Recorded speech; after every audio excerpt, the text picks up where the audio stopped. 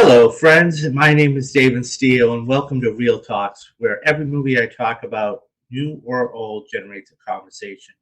Join me in the cinematic journey as I turn back the clock and talk about one of the greatest or one of the worst films of all time.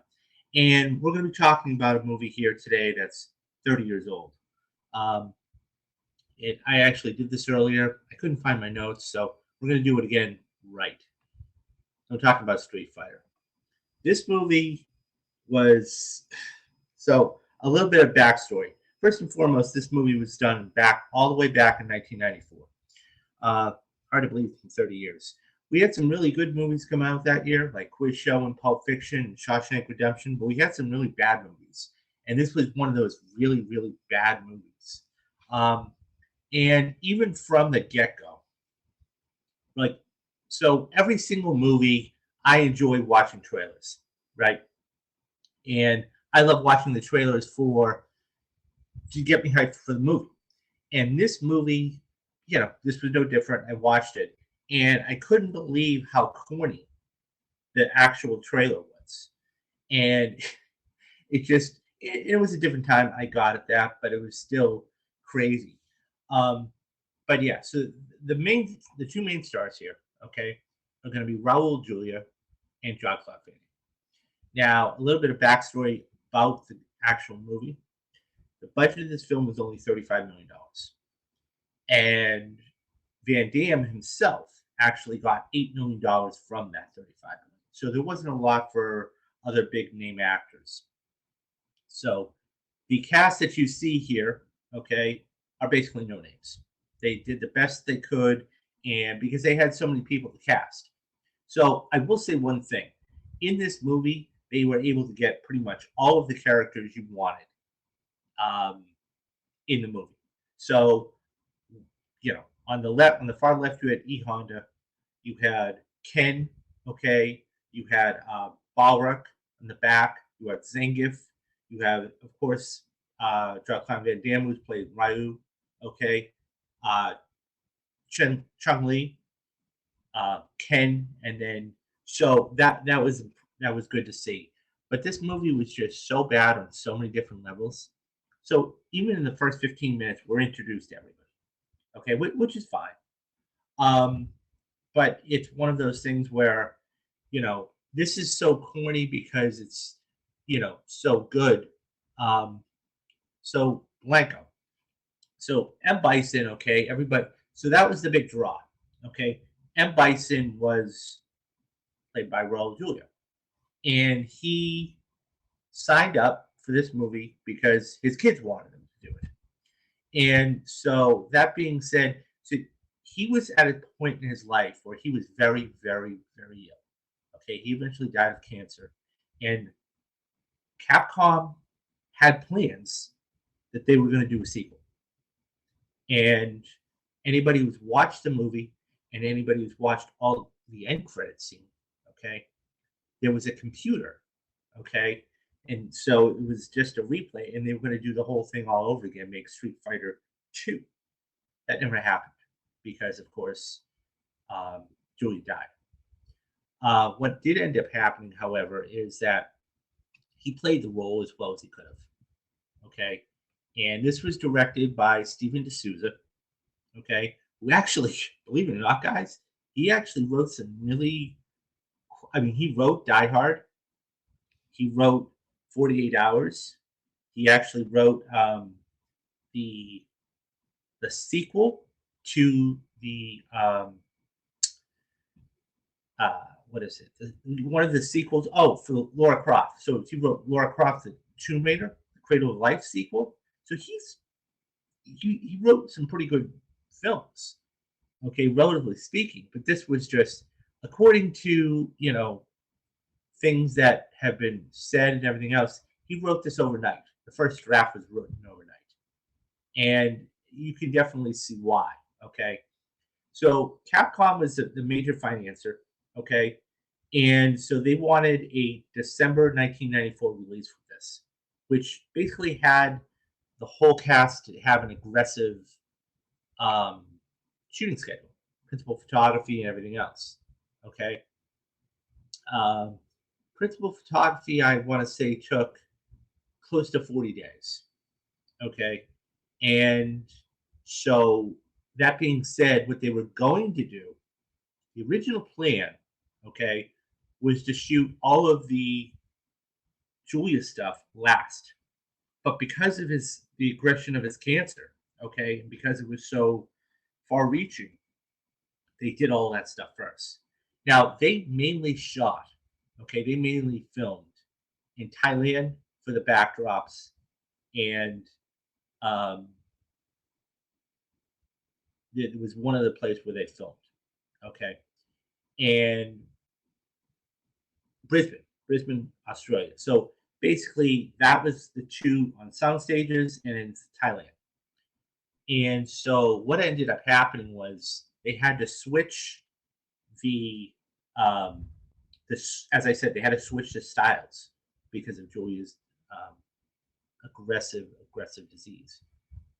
This movie for its time was pretty enjoyable, but not one of Van Damme's best, but still pretty good. I remember watching it on TV and thinking, this is insane, and yet for its time, it was great. Yeah, it really was, Antonius.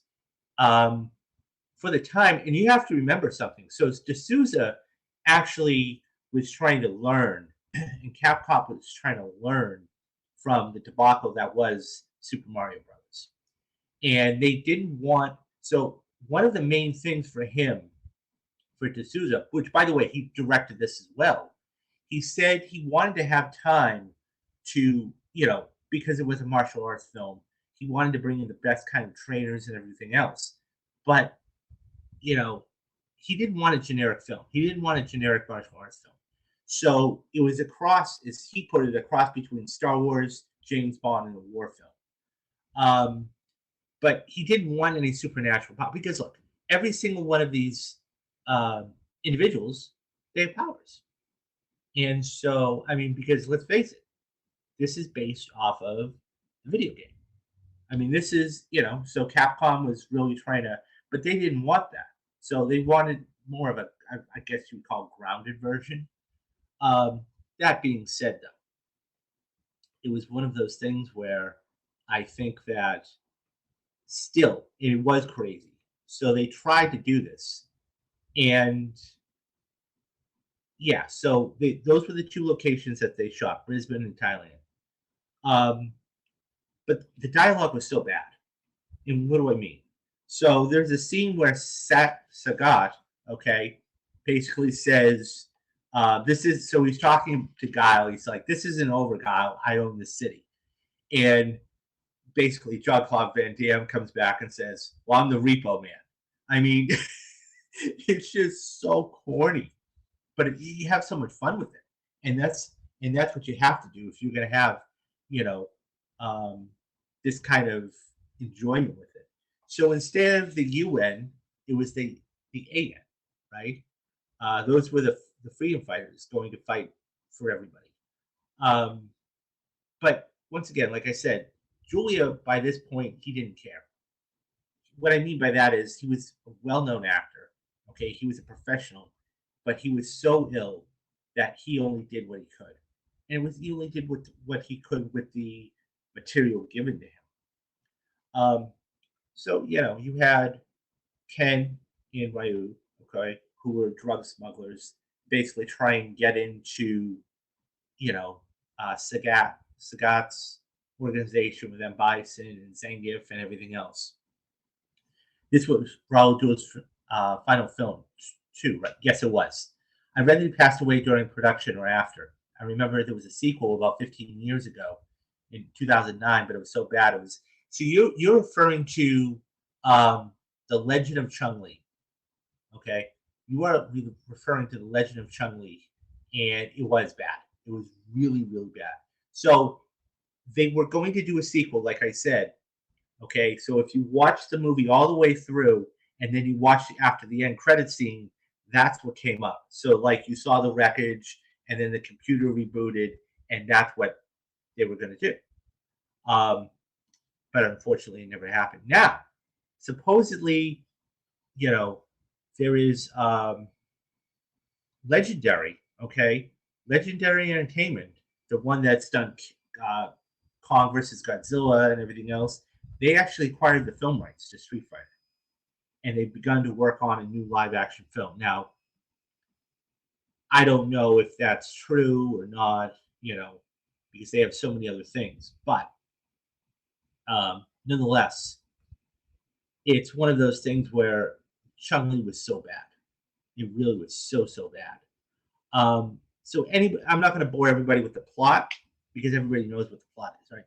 All the superheroes are, all the heroes have to basically try to stop M. Bison. So Blanca, he's made Blanca this, who is Guile's former friend, his super villain, if you will, to try and actually take over the world. Um, so there were a lot of different plots with a lot of different characters and everything else. So it was interesting because Capcom did try to put some Easter eggs in it.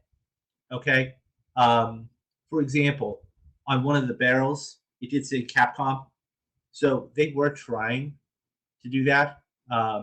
Once again, you only have a $35 million budget. But you could definitely tell, like the stormtroopers that Bison had throughout his, in his army, were definitely based off of and he even said that it was partially based off of Star Wars and how that was done, from the outfits. The floating platform. I mean, this just tells you, like they had to, So you see Bison there is on this floating platform that gives him, he gets on the controls to make it look like in the video game, with the controllers all in the background when he's trying to blow things up. And the background is the map of the world, so he's trying to do that. It was interesting. Like they try to incorporate things like that. That's funny. When the big battle's going on, right? And then you hear over the loudspeaker, which, by the way, the announcer was British. So there you go, right? While people are dying all around, you hear, "Attention! Maintain your healthcare benefits. Maintaining your health benefits is your responsibility." I mean, it's one of those oxymoron things. You have people dying and they're talking about healthcare. It's just hilarious. But it's just, it was a fun time. It was corny. It had comic book elements to it, but it was for a video game adaptation. It wasn't bad, and I enjoyed it. I really did enjoy it. And the thing is that you have to have fun when you're doing these type of movies, right? And I mean, it's just to think that this is, going back to one of your other comments, it really was crazy. It was a different time back then, and I got that. But when you look at like what's become of it, okay, because everybody knows about the video game, right? But they actually tried to, when I say they, I mean Capcom, they actually tried to do a video game based off of their own type of movie, right? And it was a disaster. Yeah, but the merchandising, look, this actually made money for Capcom. And so what ended up happening was the film earned, when we talk about money, the film earned $3.1 million in its opening day and went on to gross $9.5 million for its opening weekend, only ranking third, only behind Dumb and Dumber and Santa Claus at the box office. On its second week, okay, it grossed $7 million. And it grossed $7 million and was dropped down to number 7. It ended up grossing $33.5 million here in the domestic and 66 in the international. So it made almost $100 million worldwide. So when you're talking about films that actually make money, that's not even the merchandising, okay? The merchandising for it, okay, with home media, it ended up making another between home video releases and television broadcasts and everything, made 160. So this movie made almost $265 million, and it was bad. So you can imagine what would have been good if they could have put it together.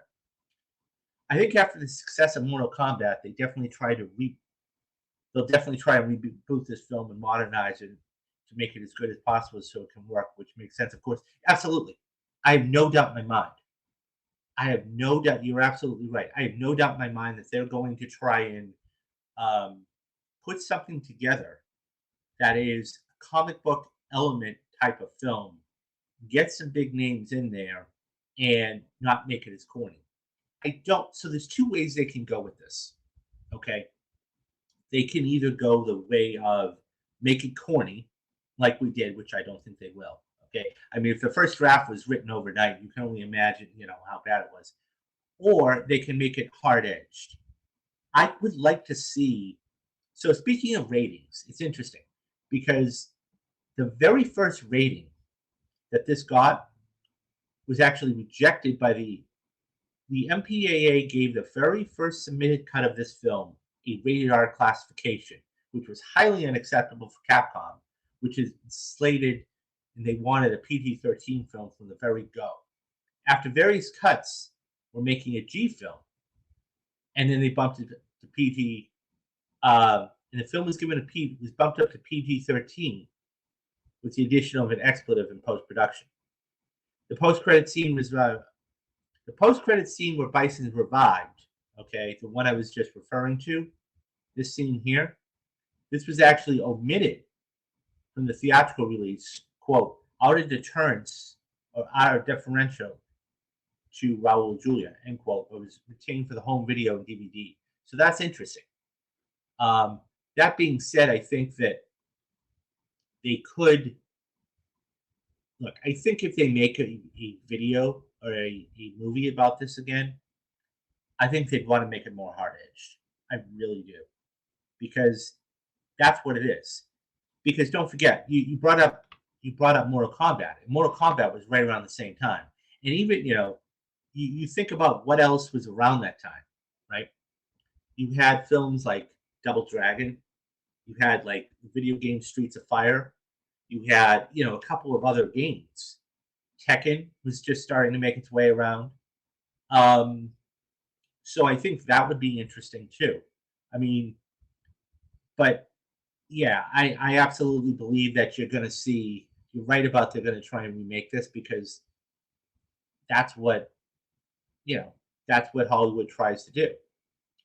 I remember seeing the film back in the day on my local video store in a special edition DVD alongside Universal Soldier: The Return.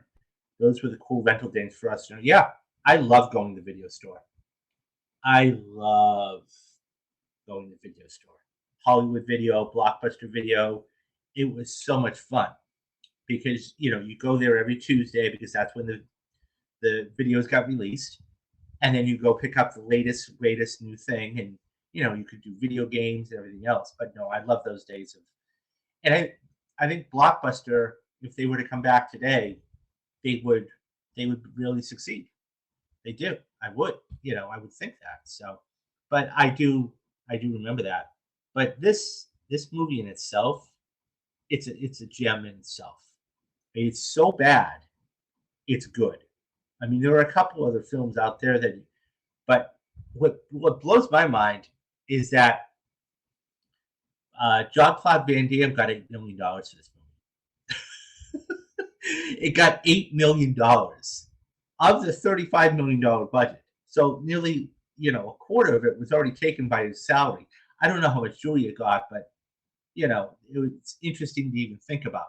So now that we know how bad the movie was, let's talk about real quick.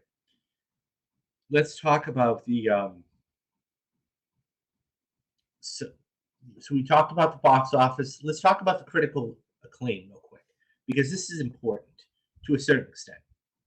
So Leonard Maltin gave this his lowest rating, writing that, quote, even Jean-Claude Van Damme fans couldn't rationalize this bomb, end quote.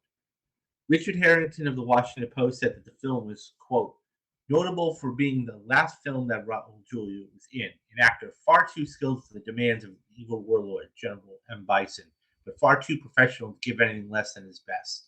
Look, the thing about Julia, and I keep going back to it, is he was a hell of an actor, but he didn't care.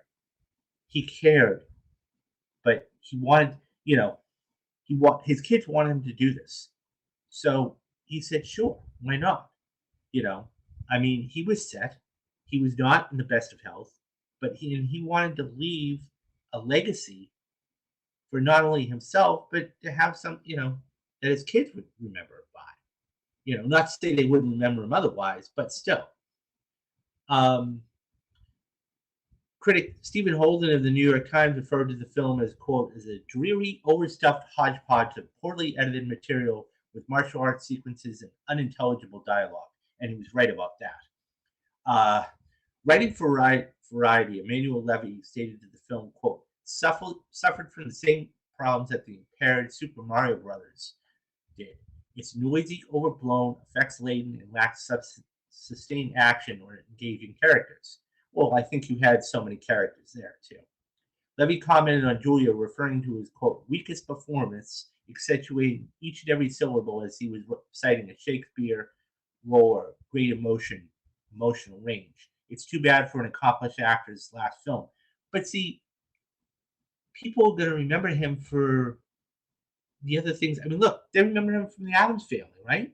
Doing that with Victoria Houston. I mean, he's a great actor. He wanted to have fun with it. So let the critics have their, say in whatever else.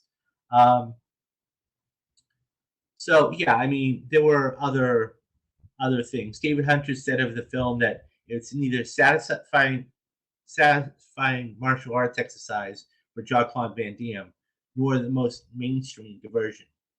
It got to be minus on CinemaScore. Okay, 11%. 11% of the critics' reviews were positive on Rotten Tomatoes. It's got a 4.0 on IMDb and a 3.4 average on Rotten Tomatoes. The website for the RT says, though it offers mild entertainment through campy one-liners and the overacting of Raul Julia, Street Fighter's nonstop action sequences are not enough to make up for a predictable, uneven storyline. I mean, it did get, for awards, it did in 2009, it topped the top 10 worst video game movie list ever. So, I mean, it tells you something, right? But here's the thing, the merchandising is huge. So they tried to do comics. Okay, 2 video games were based on the film. First was the coin-operated arcade game called Street Fighter, which we all know and love. Okay, we all know and love this game. Okay, and that's what it was based off of. And the second was the Capcom one, the movie. So this one, it was based off of this too. The other video game it was based off of. Okay, so that was done for the PlayStation and Sega Saturn. Despite sharing the same name, neither game offered.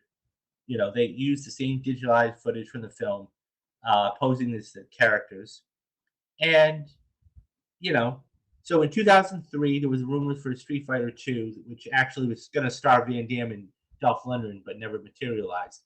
In 2009, the sequel you were talking about, The Legend of Chun-Li, is even worse than the original. So that tells you something. But I mean, it's not all, it's not all the stuff in the world like that. The reason why people like Street Fighter, which is, as you said, bad, is because the film was truly a gem. You can forgive a lot of the 90s because they were special. We loved them for that. No, I was saying that it was so bad it was good. There are films out there that are so bad they're good. I mean, this is definitely one of them.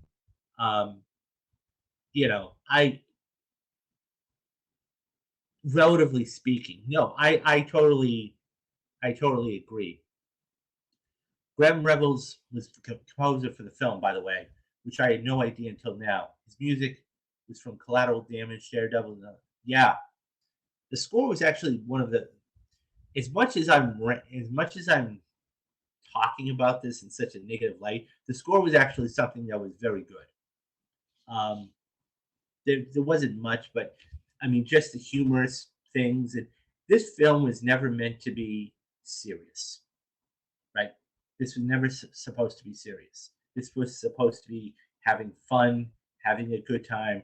This is what entertainment is, right? And so, to your point, I suspect they are going to go back and do this right in a couple of years. I wouldn't be shocked in the next 5 years if we saw a Street Fighter reboot. I really wouldn't. Um, I had a great time with this movie. I really did. I thought it was fun. I thought it was campy. I thought it was a good time. And Julia did a fantastic job. Jean-Claude Van Damme did a classic job, a good job.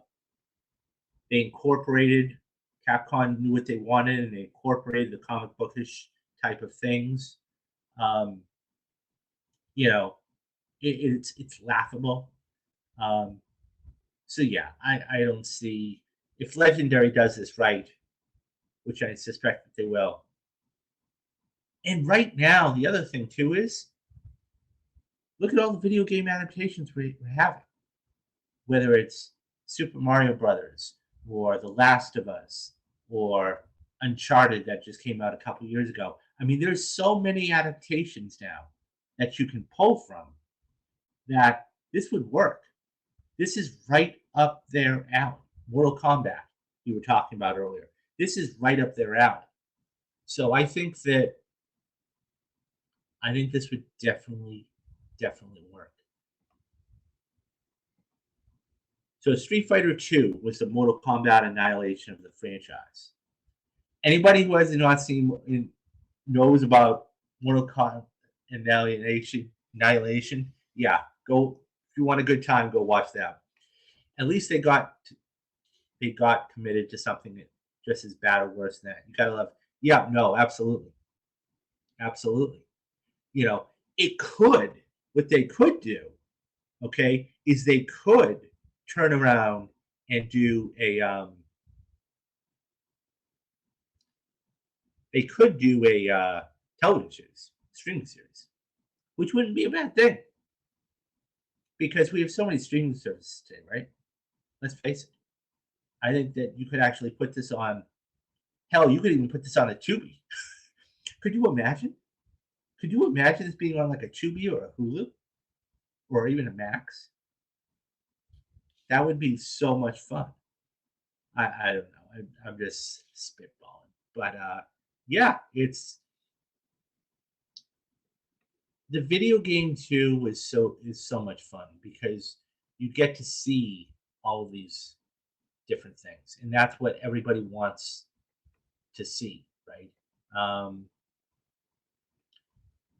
so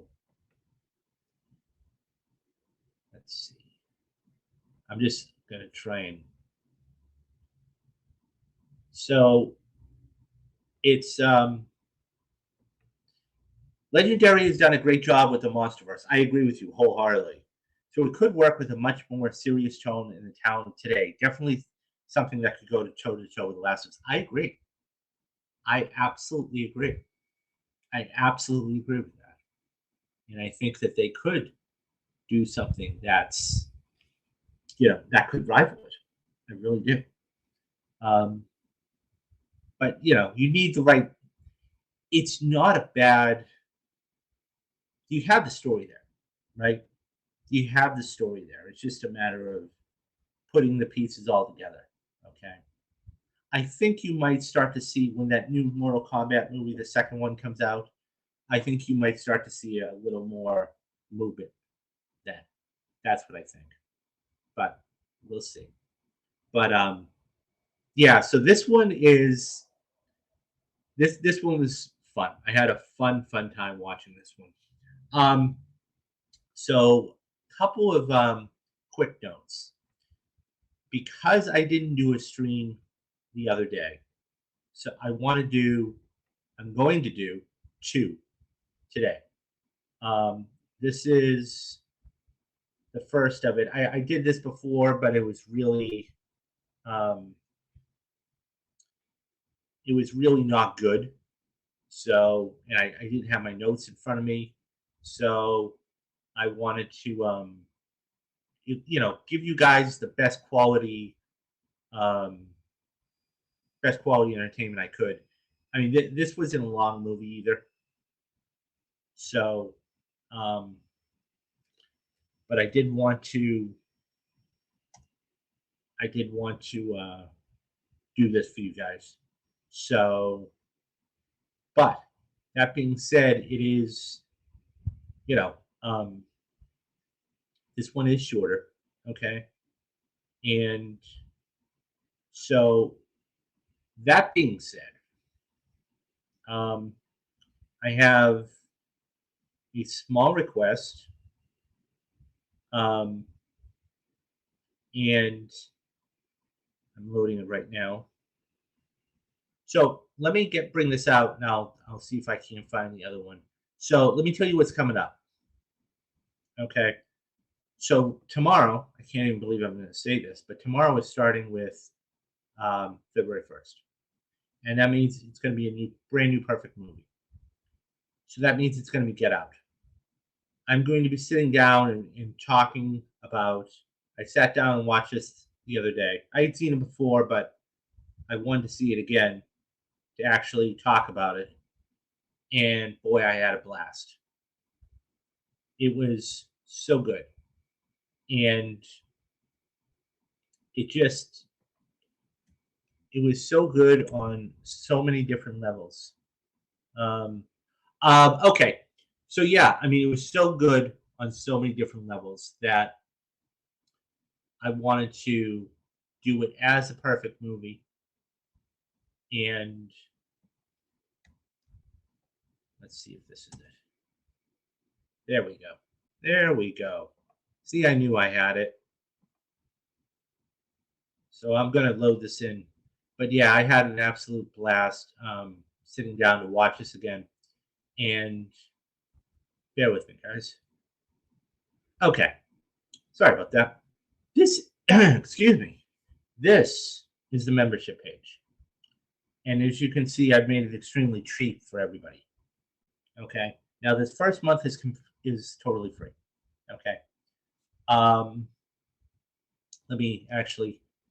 Quick question: are you going to do more retrospectives for classic films, for classic anniversaries, such as that? Yes. So hold on right now, and I will. I have. Hold on for just a minute. I want to show you something. So with me, okay, I have a whole list of.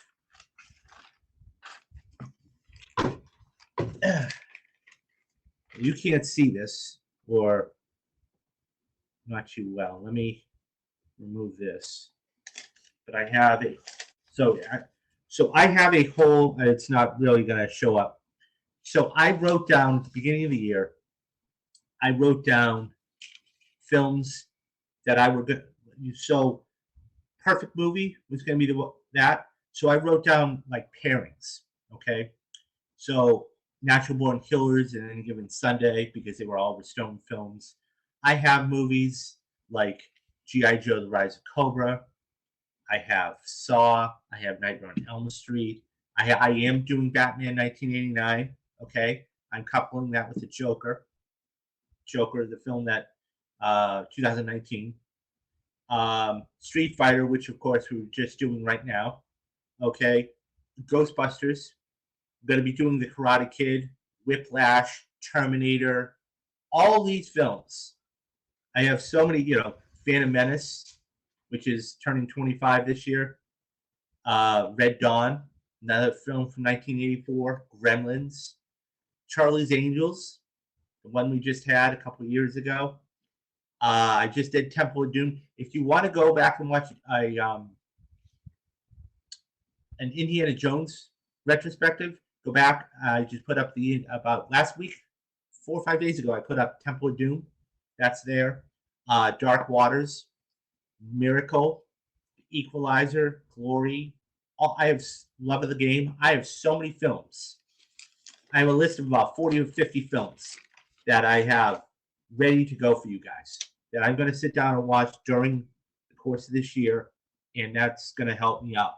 Black History Month, though, is all going to be about, as I said, Get Out, In the Heat of the Night, He Got Game, all these different films by African American um, filmmakers, because I want to celebrate them too. And so I have a ton of those ready to go for you guys. I'm gonna, sit down. Black Panther 42, all that stuff. That's going to be, and for the streams, we're going to talk about like filmmakers and directors and actors, Sidney Poitier and Denzel Washington and Jordan Peele and Spike Lee. That's all going to be for February. March, okay, is all going to be about Marvel. It's going to be Marvel March. So I'm going to take the 8 best Marvel films, in my opinion, and I'm going to sit down and watch those, and then we're going to walk through those, regardless of what year they came out. But this is, to your point, where I am going to be doing a lot more. Also, if you want, I should say this too. If you want me to do a personalized retrospective, so let's say there's a film out there that you love, just it is your favorite film, and maybe I've never heard of it before. Okay, drop me a message on Twitter or drop me a message here on chat. Okay, I am going to charge you for it though. It's going to be $25. But what I will do, okay, is I will sit down, I will watch the movie in its entirety, I will take notes, and I will do a personalized video for you. Okay, so you're going to be doing that. So, which all goes back, because I am trying to make this a full-time job, which all does go back to the memberships. The memberships are the most important thing, guys. Okay, right now they are absolutely free. Okay, everybody who pops in, just even for a few minutes, the way you can really support me is a couple different ways. Okay, number one, hit that like and subscribe button, because that tells me you are enjoying the content. Okay, leave a comment. What did you like about Street Fighter? What didn't you like? What did you like about Temple of Doom? What did you like about anything else? Okay, because that tells me you're watching the videos. Okay, the other thing too is I made these extremely cheap.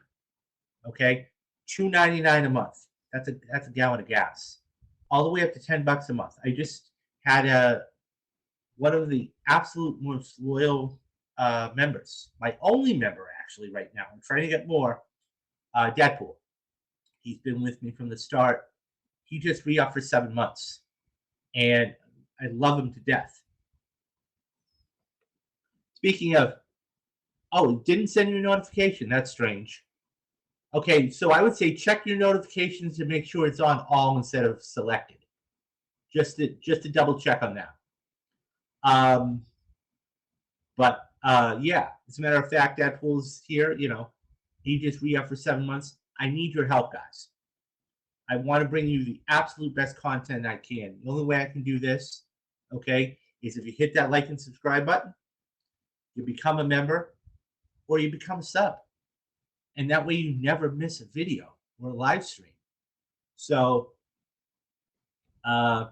Watchmen, Terminator Salvation, Rise of Skywalker, Dark Fate, RoboCop, Shazam, Captain America, Winter Soldier, Last Blood. Okay, so of those that you just named, Antonius, I'm going to do I'm going to do Phantom Menace. I'm going to do Rise of Skywalker, because that's turning 5 this year. Okay, I've already done. If you go back, and I'll probably end up doing it again. If you go back under my perfect movies, okay, I have one of my perfect movies is Captain America: Winter Soldier. I'll probably be doing it again though, because it is a perfect movie in my opinion. Ghostbusters 2, yeah, good luck with that. but I will do Ghostbusters. I am going to do Ghostbusters for you guys, 1984. So that's definitely something there. So many more to choose from. Really glad that you're doing Charlie's Angels from 2000. I love that movie, and it is good and underrated. I love Chris. She's so hot in that. I love Kristen Stewart. What I do want to, I want to watch Spencer. That's a film I've been meaning to sit down and watch, and I have not gotten around to. She got not nominated for the Academy Award. I can't wait to see that, but because that tells me she's got range, right? She did Camp X-Ray too. I have not seen that either. I've been dying to see that. So some more Van Damme films. I might do, depending on, I might do, a film that I really do like from Van Damme, and it's actually a biopic-ish type of film, is Bloodsport. I love Bloodsport. I love Bloodsport. Everyone being a subscriber and liking, yeah, absolutely. That's the thing. It is absolutely free, and that tells me you're enjoying the content. Spencer is phenomenal. Yeah, I'm so wanting to see Spencer. I can't wait for that. But guys, this is the kind of content. And don't forget, I also am going to be covering all of the new movies too. There's something else to be said. I mean, we've got Doom that's coming out in like 6 weeks. I can't wait for Doom. I'm going to sit down and actually at the end of February, before Doom 2 comes out, I am going to be sitting down and watching. I am going to be doing a retrospective on Doom, okay, and walking through that to get ready for Doom 2. And then we've got the Oscars coming up the 10th of March, which I'll definitely be covering with, be doing a pre and post show on that. We're going to be doing I'll be doing a post show on the Super Bowl. So I have all this stuff coming up. Not to mention if I can grab in interviews here and there, which I may have one or two lined up. We'll see. And on top of all of this, guys, on top of all of that, I am trying to put together a brand new show called Anatomy of a Movie. I have the outline. I just have to sit down and watch it. I'm trying to figure out a couple of things with it. And it's basically going to be talking about the themes of the movie, whether it is Silence of the Lambs and Strong Women, or Star Wars and all these different, or just the trilogies and all these different things. That's what you're going to be getting on this channel, is all of this stuff. So $10 a month is nothing. It is nothing in the grand scheme of things. You can't get all this stuff. I mean, you pay $10 for Max, but really, another perfect movie recommended, The Iron Giant. Okay, I'll definitely look into that. Yeah, so that's everything. I have so much stuff coming up on the channel for you guys. It's definitely insane. But okay, so I wanted to come back on and actually do this because the first time I did it, I didn't have my notes in front of me. So that is Street Fighter. I had an absolute ball watching it, and I'm going to actually come back on in probably, I don't know, a couple of hours, okay? And I'm going to do Any Given Sunday. And I know that's turning 25 too, right? So phenomenal movie, stacked cast, and an Oliver Stone film.